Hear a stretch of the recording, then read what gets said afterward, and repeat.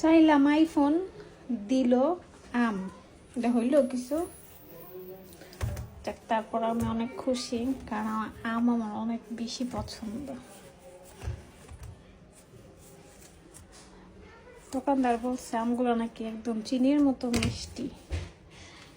কেটে খেয়ে দেখি কিরকম মিষ্টি। কার কার পছন্দের ফল আম? আমের সাথে আমার জামার কালার একদম মিলে গেছে, সবুজ সবুজ।